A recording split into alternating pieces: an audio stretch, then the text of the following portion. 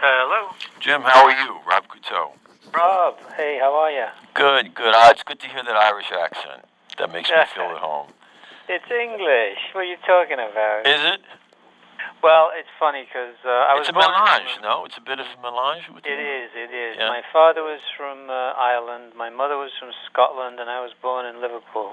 Oh, wow. Isn't that something? So I'm not really anything, you know? Right, right. Well, as an American, I feel exactly the same way, you know. Yeah. That mix. So what year were you born? Were you part of the 60s generation? 48? Yeah. Oh, boy. So let's see, what year were the Beatles performing in Liverpool? In late 50s? You know, I was a few years behind the Beatles. They kind of got famous before I was about like 13. Right, so right. I was a little too young to go right. to the clubs and see them, but I got to see plenty of. There was plenty of music in Liverpool at Isn't that that wonderful? time. Wow. So we used to have lunchtime sessions of the clubs. You know, it was all the kids from the local schools would just go downtown and go to the clubs and rock and roll for an hour and then go back to school. That's the best education. The best education. Yeah, really. Very good. So I just am in love with your book. You just have created something so important, I think. And I'm really it took me a long time, so I'm really gratified to hear you say that. How many years did it take you? How long were you working on it? I was working on it for 9 years. Wow. Not all the time, obviously. It was mostly summers of research here and there, mostly at Yale. But there was also plenty of material at New York Public Library, Georgetown University, the Barnes Foundation in Philadelphia, and one other place isn't coming to mind right now. The Boston Athenaeum. Well, good books are really, do take a long time, Yeah, well, this one sure did. This is your first biography, right? It is, yeah. I was thinking about a second one, but... On who? I was thinking of Stanley Kunitz, the poet. Oh, interesting idea, yeah. Yeah, he died at the age of 100 a few years ago. Wow. And he was writing till, a few days before he died.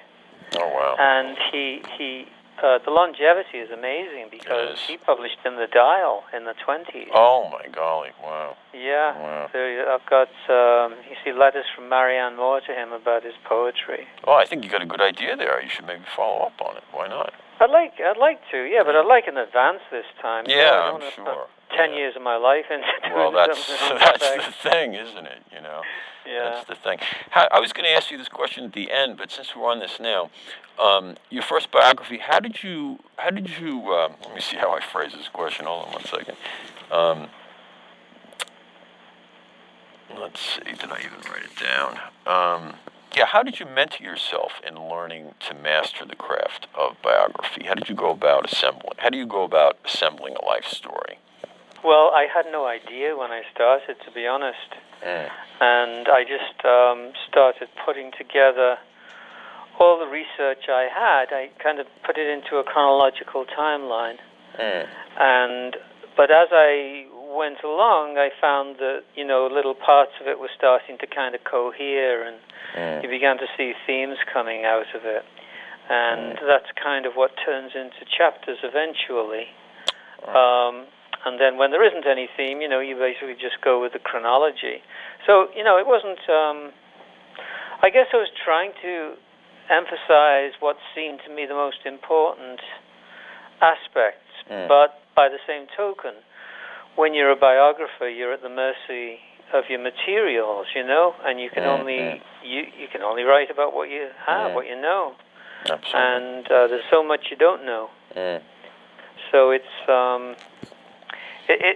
kind of a ballsy thing to do, or a stupid thing to do, a biography, because you're really kind of saying, well, this is this guy's life, you know? And that's, you know, that's a very arrogant thing to do in some ways. It's a dirty job, but somebody's got to do it, and I think you did a good job with it, you know?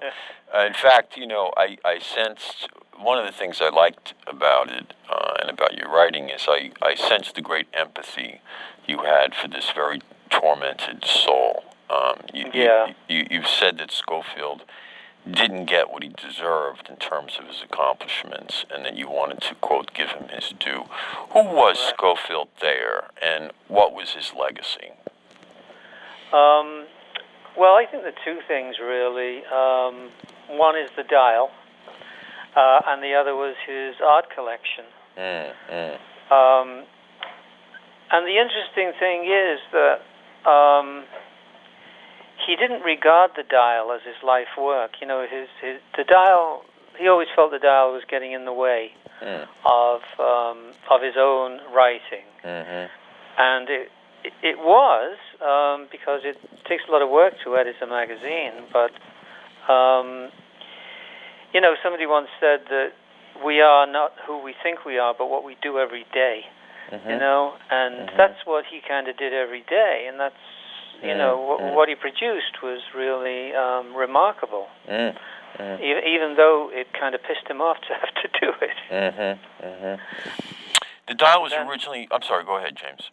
And then there was the art collection, of course, which was also a passion of his, and he actually put together a folio of reproductions called Living Art that represented what he thought was the best of modern art at the time that he sold in this country. So, you know, there was part of him that he was a real kind of impresario, might be a little too vulgar, but, you know, he did believe in spreading art and art's ideas around as much as he could. The dial was originally founded by Emerson in 1840, I believe, and published as a transcendentalist magazine. Tell us a little bit about the history of the dial before it came under Scofield's control.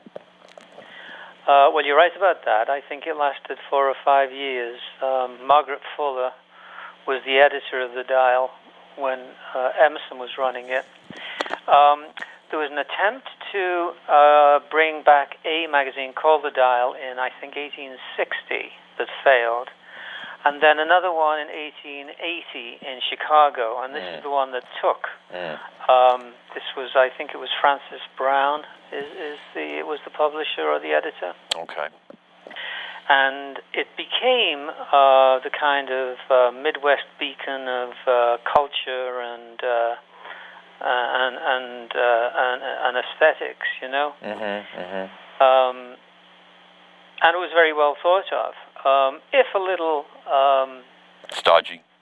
Yeah, stolid but stodgy. And you know, if you read it, you'll find that the literature usually amounts to maybe a review or two, or, you know, something in the letters column about some obscure pronunciation of a Shakespearean word or something like that, you know. So it wasn't really up to date, and I think there were 1 or 2 pieces poking fun at the rising modernist ideas, such as free verse and other things, you know. Interesting. And then, of course, Thayer joined it while it was in Chicago and was part of it when it made the transition to New York City. Thayer's dial was tremendously successful as a booster and promulgator of modernism in America, yet it also suffered tremendous financial losses. You estimate that Scofield sacrificed about $100,000 a year to keep it afloat. Who were some of the artists and writers, both traditional and avant-garde, that he published? What were the keynotes or highlights of the dial during his tenure? Yeah, I think if you'd have asked him at the time, he would have said that he wasn't pushing any particular ism, that he just wanted quality material. But the fact that they were looking at, and willing to look at a lot of avant-garde material, and material by young writers, and consider it on the same level as that of established writers, it gave more prestige, I think, to the modernist movement in a lot of ways. It kind of made Cummings' career. Absolutely, he was no doubt tremendously about helpful to him. Yeah, and Marion Moore did well out of it too.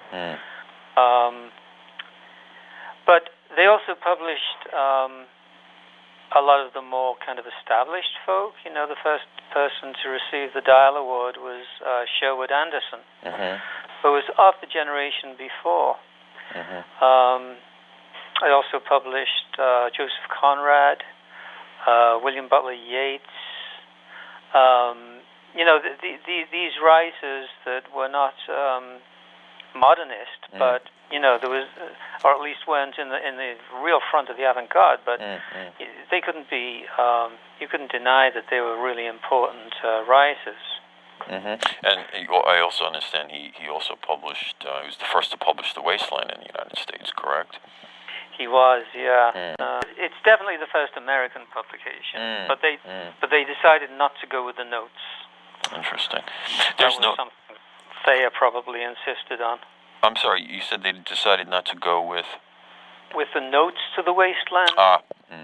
You remember Eliot had all those notes that went along with it, and of course, as you know, Thayer was not happy with the poem. He thought it was very disappointing. Yeah, I want to touch on that with you later, perhaps. There's the sense that I know in some of your other interviews, people have brought up the fact that he had an, let's say, quote unquote, ambivalent relationship with some of the modernist writing. Yet at the same time, we could speculate and say, well, maybe his vision was so forward-looking that to him, things like Joyce's Ulysses and The Wasteland were too traditional. Maybe he saw something more forward-moving in the painting of the era, for example. I mean, it's a difficult call to make, right? But it is, yeah. And he did, for what we think of as modernism, there's no doubt that his taste as regards art was much more avant-garde than it was regarding literature.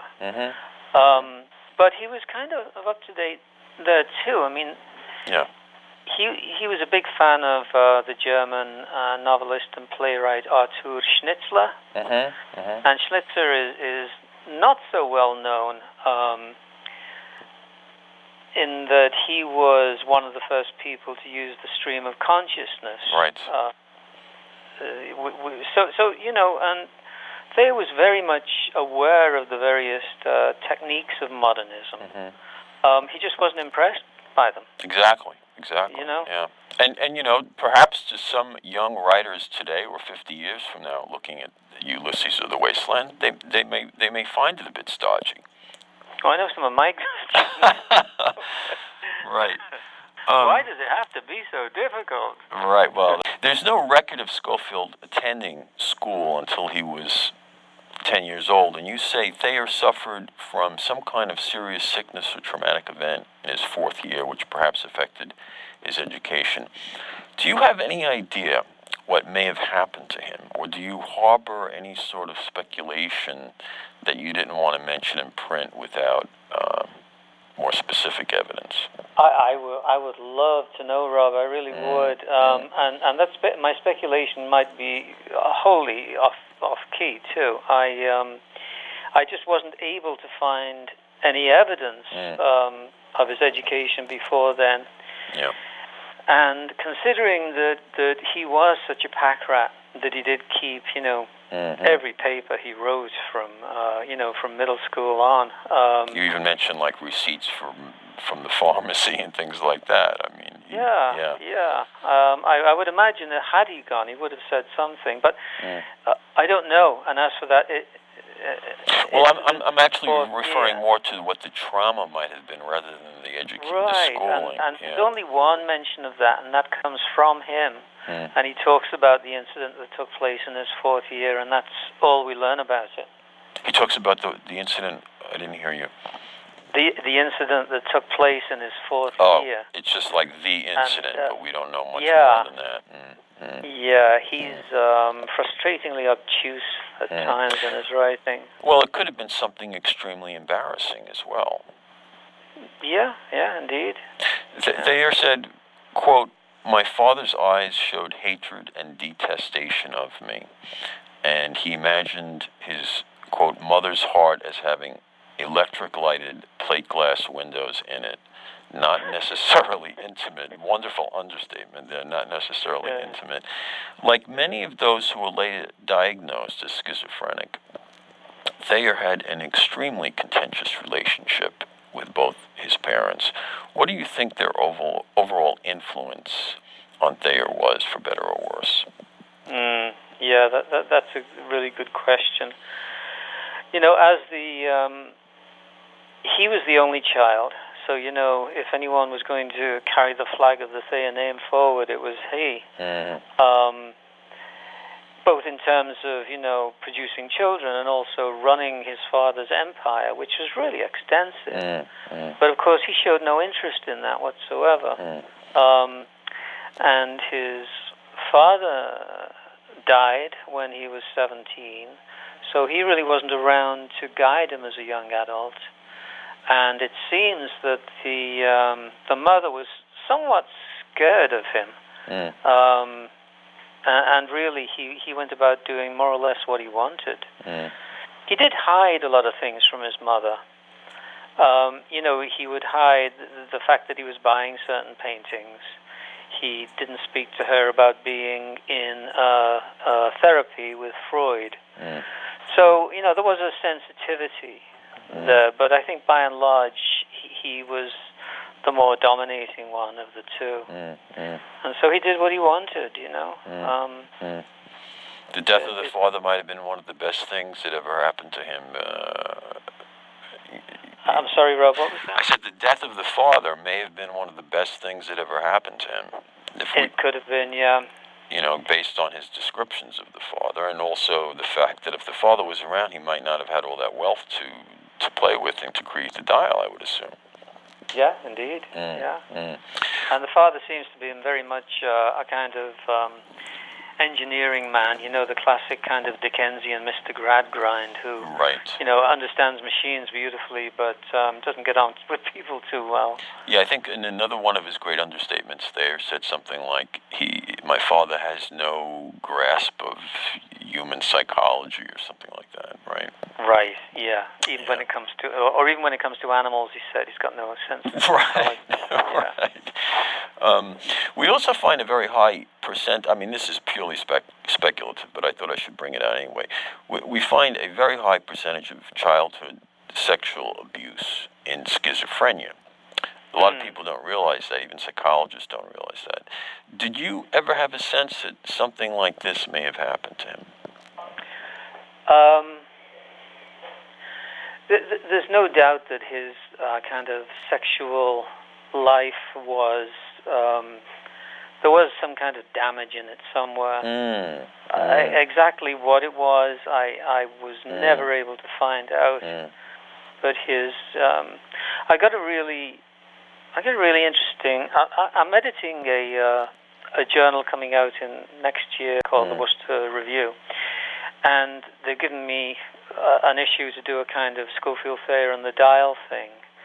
And I've got a really interesting essay from an Oxford prof who was looking at a Cummings drawing in the Dial and talking about paganism and the pagan poets, which is how many of them were viewed at the time, and how the kind of immature view of the rampant satyr running after the virginal nymph, you know, was kind of a classic paradigm for them.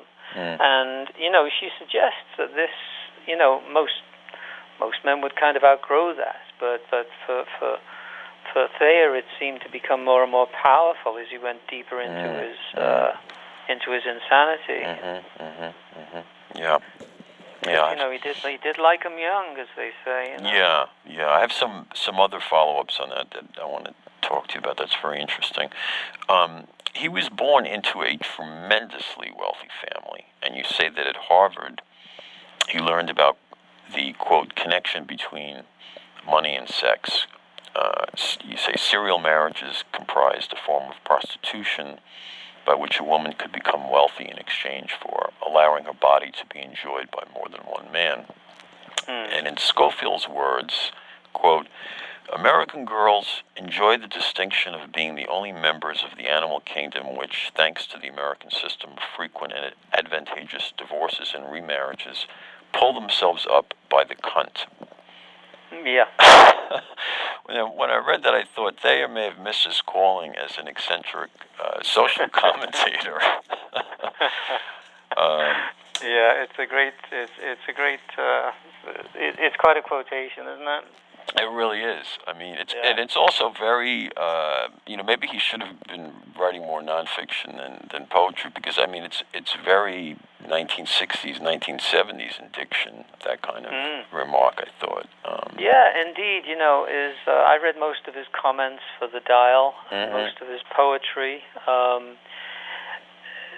which was, okay. It was uneven, but reading his notebooks was just fascinating, because he would touch on, people of the time, and he'd be talking about social movements and social aesthetics, and his opinions were just really interesting. And some of them,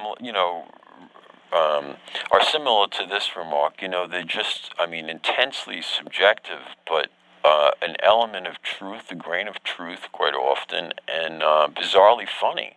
I mean, it would be interesting to publish some of this stuff, I think, Yeah, definitely. Yeah. Going back to what we were talking about before, he felt that in general women were too much of a pushover for a man of wealth, and he later developed a fetish for girls who put up more of a resistance. Was this a key aspect to his attraction to adolescent virgins? I don't know. And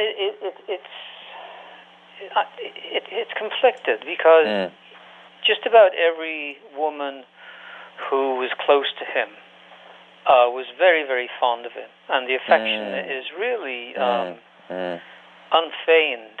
I know, Alice Gregory was probably his closest friend, and much later she got into a bit of a fight with Santayana, because Santayana had made a reference to Thayer in a letter that he had sent to Gregory's husband at the time. And this was probably 15 or 20 years after Thayer had kind of been removed from public life. And she was furiously and adamantly defending Thayer. So it's difficult. I absolutely agree with you, by the way. At the same time, he talks about, not being able to enjoy a woman unless there's resistance that he can overcome. Yes, right. And how that figures in with the younger, maybe even prepubescent girls that he seemed to be attracted to, certainly young girls, I don't really know. Well, this is one last reflection on this. I had the impression that as a hyper-intellectual who was often a bit out of touch with his own feeling function, he was only able to safely express his emotions with much younger women.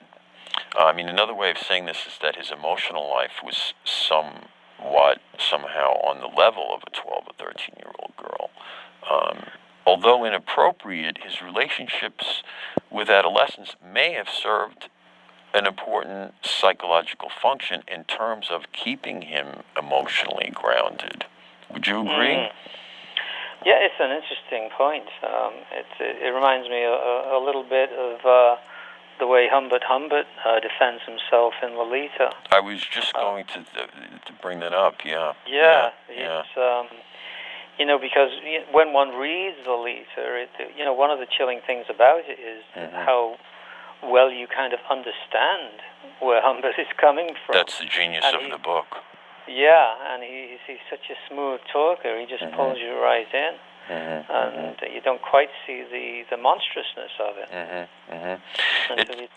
It's funny because my next interview next week, I'm interviewing my friend Robert Roper, who just published a book called Nabokov in America: The Road to Lolita. So Lolita's been very much on my mind. It's going to be an interesting tie-in, that your interview then to his. Yeah, I can't wait to get around to reading that book. It sounds great. But what you just said, I think possibly also applies not in terms of his overt sexual life, but in terms of his hyper-intellectualism. Nabokov himself. Why would someone? There always has to be a reason why you end up writing a particular novel, and I think it's perhaps not uncommon for someone who's so hyper-intellectual, on the one hand, to be somewhat out of touch with their emotions, and then this constellates somehow the image of the young, virginal, pure, feminine, vulnerable girl as carrying the symbol of that undeveloped emotional life. Yeah.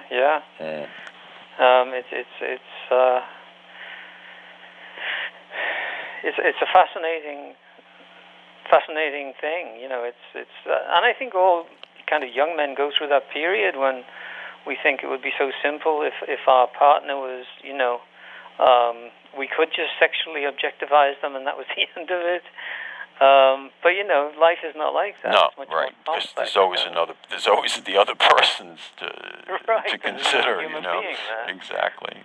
But if you've got tons of money and you can get away with much more than you might otherwise. And also in this time period, the whole issue of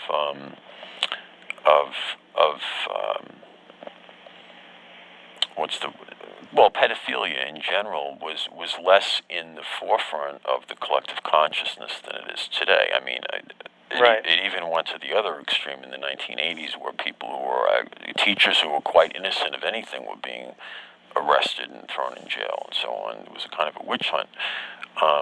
But in Scofield's time, it was much less in the forefront of people's awareness that older men might be abusing younger girls, I think. Right, yeah.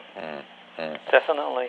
Ever since their years together at university, Scofield was enormously helpful to the poet E. Cummings. Maybe you could tell us a little bit about their relationship, and how he helped Estlin, and of course, the incredibly Baroque tale of Nancy.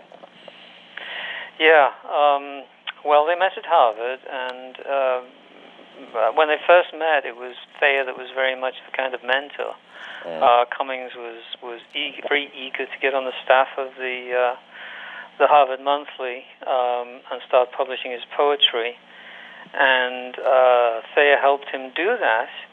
And there seems to have been a pretty real kind of friendship that formed between the two. Yeah. He seems to be the single male that had the longest, most profound relationship with Thayer.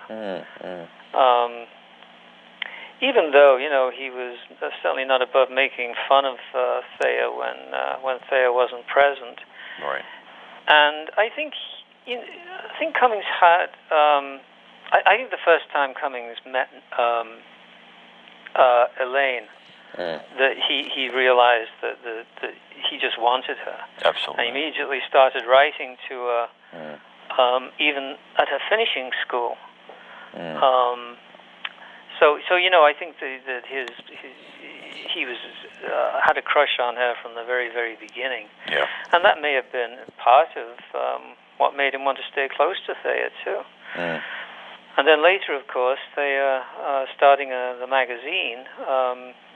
Cummings boasted to his parents that with Sibley Watson and Thayer's magazine, he basically had his own publishing house. Yeah. Well, he really also had the launch of his entire career through the Dial, I think. Yes. Yes, indeed. Yeah. And Thayer also purchased a number of Cummings's paintings and tried to interest other collectors like Leo Stein in his work. I wanted to ask you, by the way, when Christopher Sawyer Lozano's book came out, Chris said that he couldn't find any evidence that Thayer was successful in getting other collectors to buy Cummings's work. Did you come across anything since then? No, I haven't, to be honest. No. And what did he think of Cummings as a painter? I'm not an art historian, but I rather like some of them, I must say. Others seem kind of derivative of some of the modernist techniques, but especially his figures and some of his landscapes. You know, when he goes for the representational stuff, which I much prefer, I rather like his stuff. What did Scofield Thayer think of Cummings as a painter? I don't know. I'm not sure that he actually wrote that down anywhere. He was fond of his drawings and published a lot of them in the Dial. Yes. In fact, I think in the first issue that he took control of the Dial, there's Cummings' poems and some of his drawings. I'm not sure if I'm remembering that correct. Is that right? Yeah, I think he had both. Yeah, 6 poems and several drawings. Right. The thing with Elaine and Estlin and Scofield is quite interesting and a bit bizarre. I had the sense when I first read the biography of E. Cummings that Scofield was really pushing Elaine and Estlin together. And then, of course, there's this very strange story of how of Nancy and how she didn't realize that Cummings was her real father and so on. Until she found herself getting a crush on him. Right. As an adult, she befriended Cummings, ended up modeling for him, fell in love with him during the course of posing, and according to one version of the story, confessed her love, and only then was told by Cummings that he was her real father. When I first read about this, I thought it really resembled a sort of ancient Greek drama. It's a very unusual story, no? Well, I think Elaine would have been right at home as the fierce mother in some ancient Greek drama too, because she was a very very powerful, I think, woman. Yes. Who controlled the world around her very, very well, and used what she had to get on. The way she dumped Cummings 3 months after marrying him, and then marrying. Oh, she treated him absolutely terribly all along. Yeah. I'm sorry. And then marrying somebody who was quite wealthy, and then bringing up Nancy. With these varying stories of her father. First of all, that the father was dead, then that the father wasn't dead but was insane, and there was no point in trying to get in touch with him.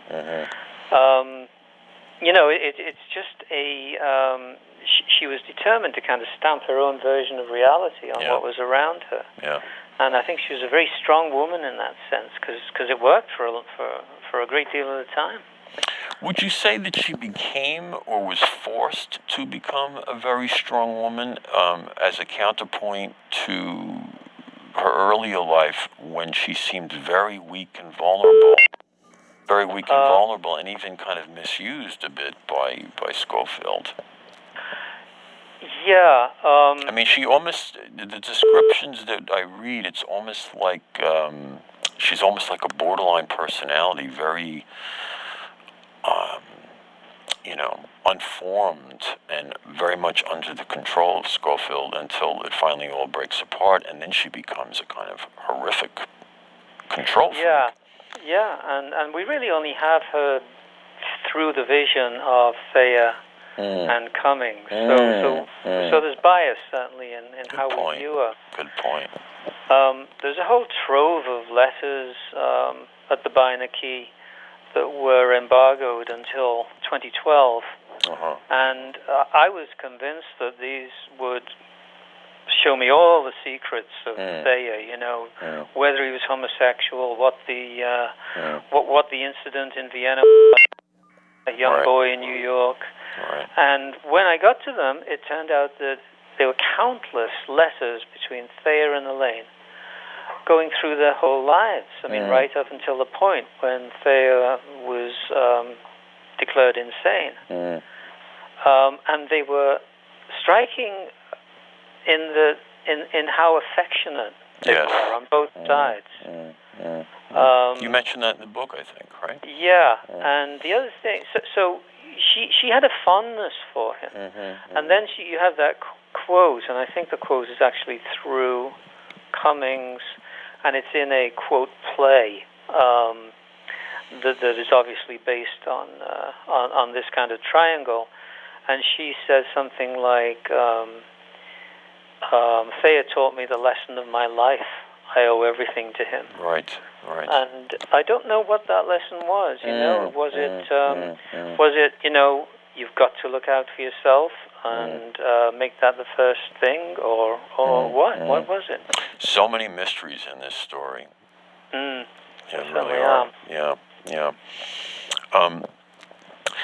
Sigmund Freud had much more experience with so-called neurotic patients than he did with schizophrenics, and his approach to art and creativity was rather reductionist and materialistic. Everything was ultimately rooted in sexuality, for example, and any artistic product was merely sublimation. Conversely, Freud's rival Jung cut his teeth in the Bergolzi Institute, working largely with destitute schizophrenics, and he later published an entire book on schizophrenia and sent it to Freud, which led to their brief but intense friendship. Jung viewed art and creativity in a more spiritual and holistic way, often citing artists and writers as avatars and visionaries who were, as Pound said, the antennae of the race. For all these reasons, I found it somewhat ironic that Thayer ended up with Freud and only seems to mention Jung as a way to draw Freud's jealousy and ire. Yeah, isn't it? I didn't know that Jung had such experience with schizophrenics. Yeah. But that's really interesting. It would have been fascinating to see what would have happened if Jung had taken him on as a patient rather than Freud. And there's also some reference in your book where you say that one of Thayer's friends was trying to convince him to go to see Jung. So he was aware of Jung. Yeah, he was indeed. Yeah, he was very up to date on the whole movement of psychoanalysis, which was, it was kind of a hot topic at the time. Right. For the intellectual, and he was right on top of what was going on. He did manage to get an article out of Freud. I think it's in the book. Yes, you mentioned that, I think. Yeah, that didn't get published, and it's kind of uncertain as to exactly what happened. But I get the impression. I'm sorry. Go ahead. Yeah. I get the impression that Watson and Kenneth Burke, who was then editing the Dial, either didn't like it, didn't want to translate it, or something. But it never got in there. And it sounds like a pretty decent article, too. That's amazing that they would turn down an article by Freud in the Dial. Indeed. I can't remember who it was. I believe it was Salvatore Dali went to see Freud. It was one of the Surrealists. I believe it was Salvatore Dali went to see Freud and asked him to join the Surrealist movement, but he declined, It was either Andre Breton or Dali. I can't remember now. Funny. That would have been an interesting encounter to tape record, Indeed. Especially since the ego structure is so fragile and delicate a membrane in the case of schizophrenia, any sort of tension or stress can easily result in a psychotic episode. And quite often as a result, schizophrenics are incapable of dealing with criticism or self-critique. As the illness progresses, the fault for any sort of problem becomes increasingly projected upon others in what appears to be an act of self-preservation. But this is also accompanied by increasing paranoia, since it's always the others who are to blame rather than oneself. How did this play itself out in Thayer's life? Yeah, I think that's, I don't know if that's something you wrote or got from somewhere else. I think that's it's fascinating. Just off the top of my head, yeah. Oh, that's wonderful. the paranoia is a kind of defense mechanism in that it puts all the bad stuff outside of oneself. Yeah. And then all you have to do is fight it. But of course, the paradox is that it's all coming from inside yourself. Yeah. So you're fighting yourself without really knowing what's going on. Yeah. The Barnes was the big bogeyman for Thayer, and he's the one who crops up again and again in the more paranoid writings we have. And it's a damn shame, although, with what little I know of Barnes, it seems to me that he was a bully, and he certainly wasn't above using physicality to get what he wanted. And I think that was something that Thayer was quite timid about. He wasn't a physical guy who would get into a brawl in a bar. He'd send somebody else to do the fighting for him. Right, and as you say, his wealth really protected him in so many ways, and I think that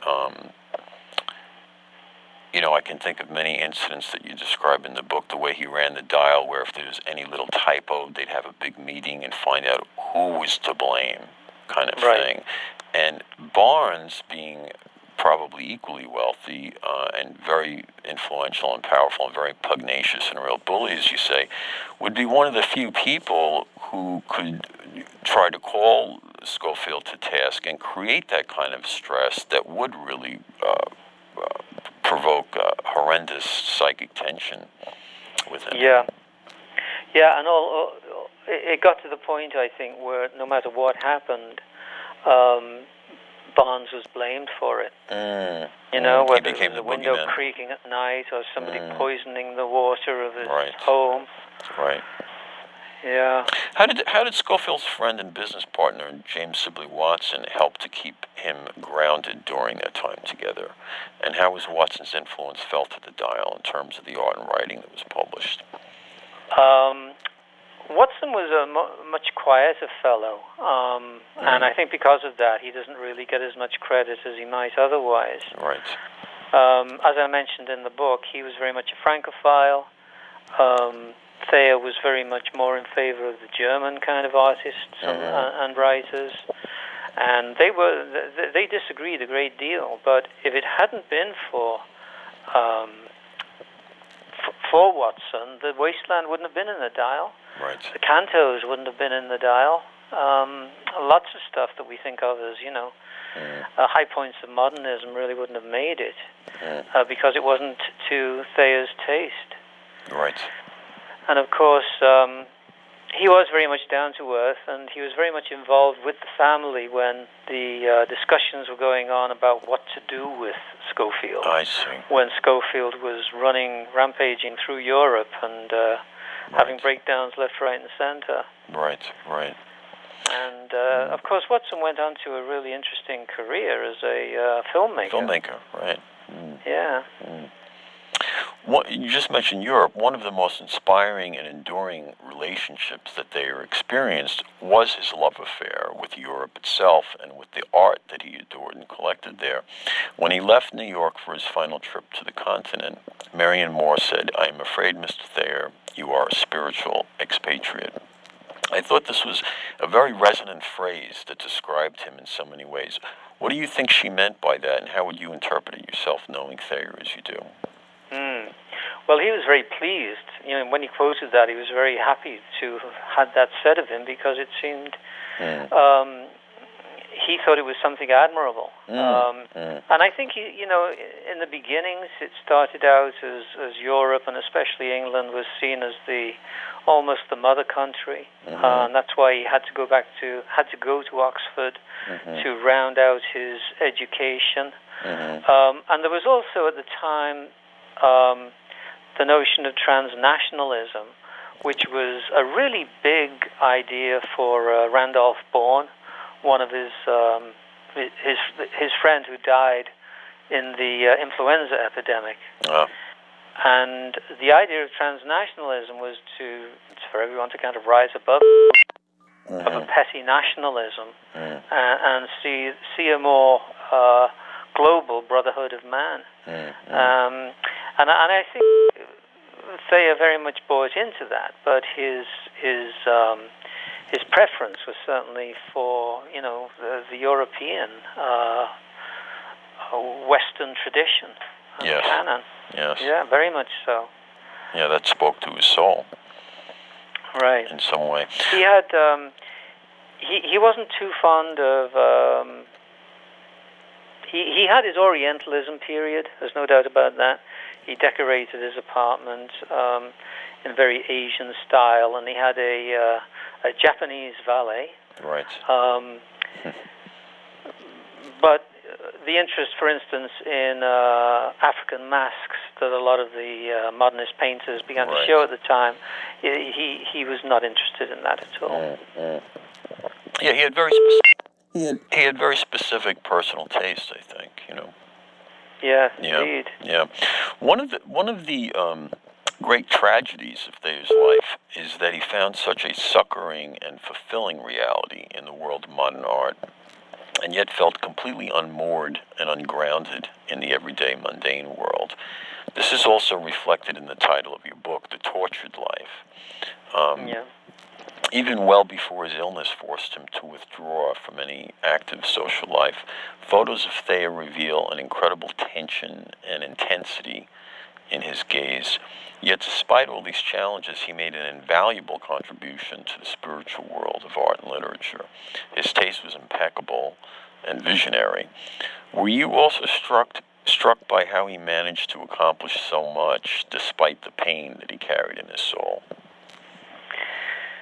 I'm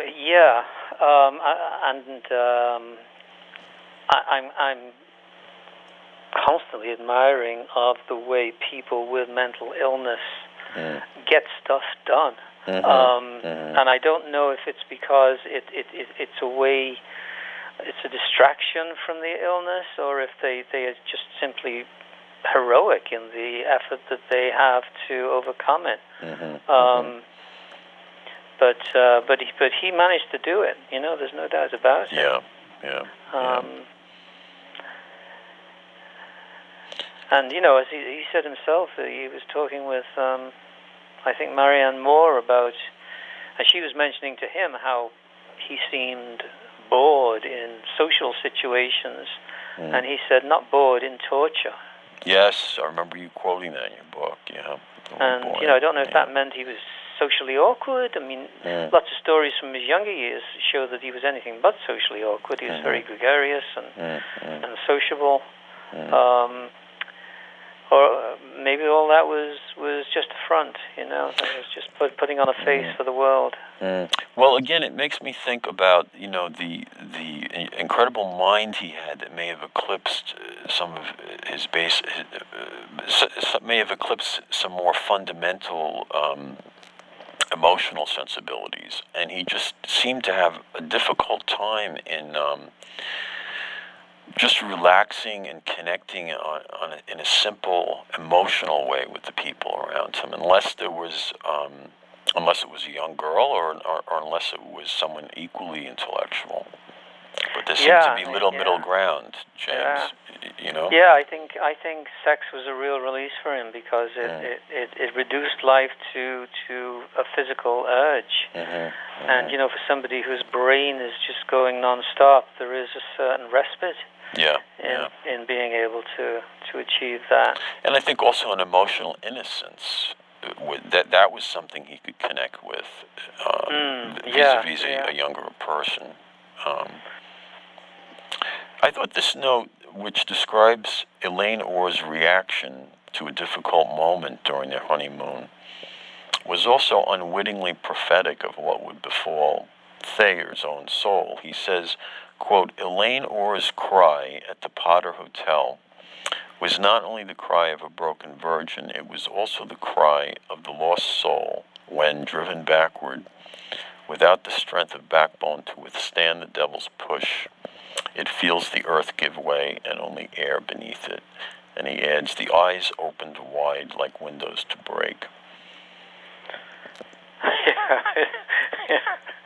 It's a kind of a beautiful impressionistic poem about something. About he something. Seems to be mixing up the taking of a maidenhead with the fight between the angels up in heaven when Lucifer gets thrust down to hell. You know, it's an astonishing thing for him to say, and I think it's. You know, the broken back is an image that comes up several times when he describes her after the honeymoon, and it's as if she, and this is something that this other academic I was mentioning noted, that, you know, it's as if he was done with her, you know. She was like a snake with a broken back. She was useless. Once he had what he wanted, that was the end of it. But the quote you just read is much more. There's such great drama in it. But this sense of utter helplessness is sort of what happens to him later on, and yes, and he becomes an angel too when he describes himself after one of his breakdowns in the hospital. And he compares himself to, I think it's Keats's angel, beating his wings helplessly against the bars. Yes, I remember that. You quoting that in your book, and it made me flash back to this quote about Elaine. And then there's also the eyes opened wide like windows to break. And earlier he describes his mother as, you know, plate glass windows, you know. There's again this strange connection with, you know, the glass as a symbol of separation and so on. And also the conflation of mother and wife. Yes, exactly. So another one of those minor mysteries in the Tale of Thayer. Were you able to obtain access to any of his hospital records? I did manage to get in touch with his last psychiatrist. Oh, really? Okay. Who coincidentally died just a few days ago. Oh, no kidding. Oh. Yeah. He wouldn't even go so far as to tell me what the diagnosis was. Oh, dear. Yeah. Yeah, and I did, you know, I did my best to persuade him that at some point history triumphs patient-doctor confidentiality, but I wasn't able to persuade him. Well, good try. I appreciate that. I know. You know, I used to work as a mental health advocate in the New York City mental health system, meaning I was the liaison between the horrific psychiatrist and the schizophrenic clients that were in community residence programs, basically making sure that their civil rights were not trampled on. And I can tell you, James, that there are no crazier people in the world than therapists and psychiatrists. I mean, really, as I'm sure you know. It doesn't surprise me. And really controlling, you know. Oh, and so one last question I had was, Scofield assembled an amazing body of artwork that was later donated to the Met in New York. Who were some of the artists represented in the Scofield Thayer collection? Picasso, Matisse, Chagall, Lachaise, the sculptor, who did a beautiful bust of Thayer. Demuth, the American artist, and a ton of work by the German Egon Schiele. I'm not sure I'm pronouncing it right. A lot of which is very erotic. Yes. And beautiful, sensual figures. Yeah, indeed. Well, thank you so much for your time today. This was just a wonderful, wonderful talk. I really enjoyed talking with you. Thanks for your questions, Rob. It's always a pleasure to talk to someone as as gifted and as knowledgeable as yourself. Oh, thank you. I really like your stuff. You know, what you're doing is really important about getting stuff and putting it out there for people. Good. Whether they want it or not.